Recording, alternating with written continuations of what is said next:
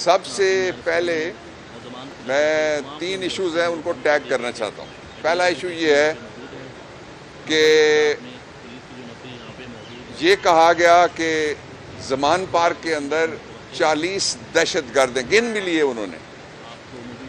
ये वो हुकूमत है जिसके दौर में कोई दहशतगर्द ऐसा नहीं पकड़ा गया या मारा गया जिसका ये नाम बता सकें, लेकिन उनको ये पता है कि 40 दहशतगर्द इमरान खान का जो घर, उसका साइज आपने देखा है, वो उसके अंदर छुप के बैठे हुए हैं। इमरान खान ने कहा कि आ जाओ, और साथ लोकल, हमारा नेशनल बल्कि कहना चाहिए, मीडिया और इंटरनेशनल मीडिया दोनों को बुला लिया। इस दौरान एक वाकया हुआ जो पाकिस्तान के सारे लोगों की आंखें खोलने के लिए काफ़ी है, दुनिया की आंखें खुल गई हैं। नून लीग का लीडर एक टेलीविजन पे बैठता है, वो कहता है अब वो छापा जो मारने का टाइम था वो गुजर गया, इमरान खान ने ब्लफ कॉल कर लिया, मीडिया आके बैठ गया। इमरान खान ने कहा कि अगर मेरे घर में दहशतगर्द हैं तो जो मुझे भी बचने का मौका मिलेगा, आओ ढूंढो, लेकिन हमला मत करो, वारंट लेके आओ। वारंट लिखा हुआ है कोड ऑफ क्रिमिनल प्रोसीजर में, और चादर और चार दीवारी का तहफ़्फ़ुज़ जो इन्होंने बर्बाद करके रख दिया वो लिखा हुआ है आइन में। तो टीवी पे बैठ के नून लीग का और पीडीएम का एक लीडर ये कहता है कि ये जो दहशतगर्द बरामद हो चुके हैं जमान पार्क से, आपने देखा है वो क्लिप, यानी इस तरीके से उनकी तैयारी थी कि दहशतगर्द अपने साथ लेके जाएंगे और दहशतगर्दों को फिर वहां से बरामद करेंगे। एक दूसरा ये है कि मैं उनसे पूछना चाहता हूं, वो कहते हैं कि जी दहशतगर्द हमने ढूंढ लिए। आपने अरशद शरीफ के कातिल तलाश किए? दहशतगर्द तो आपने घर बैठ के 40 दूसरे के घर में तलाश कर लिए ना, तो आपके पास इतने ज़राइर हैं, आपने अरशद शरीफ के कातिल तलाश किए? मुझे आप ये बताएं, आप तीसरी दफ़ा उसके बाद गवर्नमेंट में आए हैं, क्या आपने मॉडल टाउन के कातिल तलाश किए? मुझे आप ये बताएं कि आपने 2 दफ़ा गवर्नमेंट आपकी रही है, आपने नवाज शरीफ की बीमारी तलाश कर ली कि उसको मर्ज क्या है? मुझे आप ये बताएं कि आपने ये तलाश कर लिया कि सारी दुनिया के अंदर जो बिजली है वो सस्ती है, पेट्रोल है वो सस्ता है, गैस है वो सस्ती है, रोटी है वो सस्ती है, चीज़ें हैं वो सस्ती हैं, आपके यहाँ महंगी हैं, सबसे ज़्यादा महंगी हैं। वो आपने महंगाई की वजह तलाश कर ली। मुझे आप ये बताएं कि आपने क्या ये तलाश कर लिया कि जो जिसके लिए बहुत ज़बरदस्त किस्म का बयान दिया था लोगों ने, और ये कहा था कि जब वो आएगा तो डॉलर 100 पे आ जाएगा, तो क्या डॉलर को 100 पे लेके आया? आपने कभी तलाश किया कि वो कितने का है डॉलर आजकल? एक पहलू ये था। इसलिए इमरान खान के खिलाफ जितनी भी कार्रवाइयाँ हैं और पीटीआई के वर्करों और लीडरों के खिलाफ जितने भी मुकदमे हैं, उनमें उतनी उनकी औकात है और उतनी उनकी हकीकत है जितनी नवाज शरीफ की बीमारी की थी।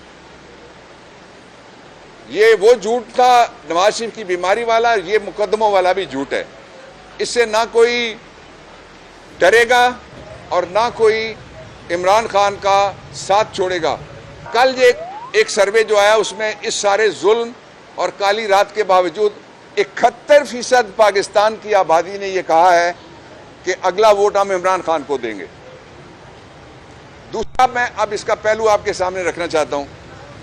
कुछ जो लोग हैं वो छोड़ के जा रहे हैं, ये कहा जा रहा है टेलीविजन पे, जो पहले छोड़ के गए उन्होंने कितना एक फर्क डाला जाके वो बैठे कि कोई और अगर परिंदा एक हरी शाख से उड़ के सूखे हुए बरगद के दरख्त के अंदर जो गिद्ध बैठे हुए हैं उनके साए में बैठेगा, उसकी क्या हैसियत रह जाएगी?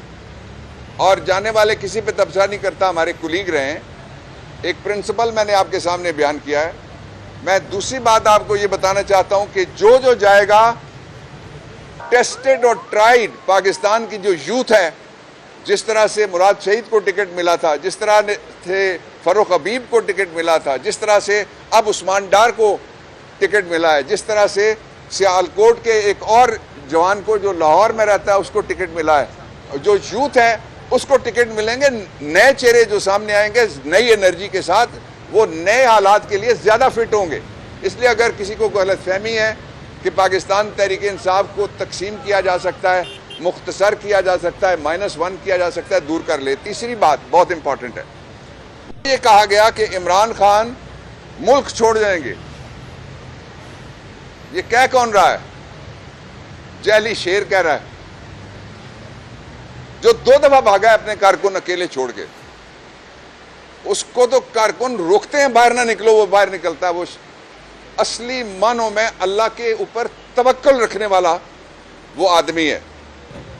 और हम भी आपके सामने खड़े हैं, पूरे शहर में हम मौजूद हैं, हर अदालत में हम जाते हैं। क्यों डरेंगे भाई? हमें डरा कौन सकता है? अल्लाह से डरना चाहिए, जिसके पास इज्जत जिल्लत है, जिसके पास रिज़्क़ की तंगी और फराखी है, जिसके पास मौत और हयात का इख्तियार है। उससे नीचे किसी से नहीं डरना चाहिए, लोगों का एहतराम करना चाहिए। और मैं हैरान हूं कि एक ही मंत्रा चला हुआ है जी, इदारों की इज्जत करो। इदारों में क्या ये इदारा शामिल नहीं है जिस पे आप खड़े हैं और मैं खड़ा हूं? इसकी इज्जत ना करो।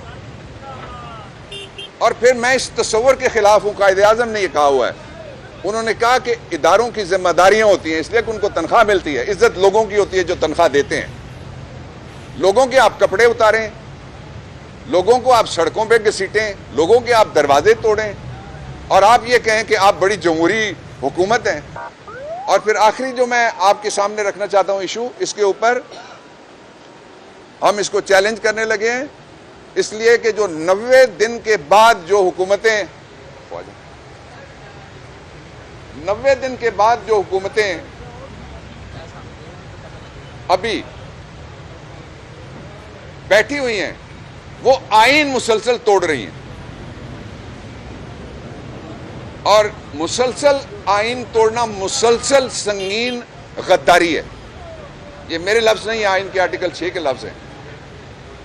और इन्होंने, इनका हौसला जरा देखना, वो तस्वीर आप लोगों ने चलाई है, मैंने देखी है, जिसमें जहां हमारी रेगुलर फौज, रेगुलर पुलिस नहीं खड़ी, एक प्राइवेट लश्कर है, उसमें एक आदमी ने ऊपर मोबाइल रखा हुआ है, नीचे डायरी रखी हुई है, उसके नीचे पता नहीं क्या रखा हुआ है, और साथ उसने एक पिस्टल लटकाया हुआ है, शराय दस्तूर पे है। करो ना पर्चा डबल मीम पे, पहला मीम मरियम का, दूसरा मौलाना का। डबल मीम आइन से, कानून से बालातर है। मुझे रोका गया था उस दिन कि आप सुप्रीम कोर्ट नहीं जा सकते। जो उनको कहा गया था, ड्यूटी ये थी कि जब तक फैसला हक में नहीं आता, और ऐलान भी था हम बैठेंगे। क्या हुआ? हलवा खत्म हो गया। सरकारी हलवा था, हलवाई की दुकान पे दादाजी की खैरात हो रही थी, इसके बावजूद उठ के भाग गए। इनका कोई मुस्तकबिल नहीं है। इमरान खान वापस आ रहा है, आप इलेक्शन जल्द होता हुआ देखेंगे इंशाअल्लाह।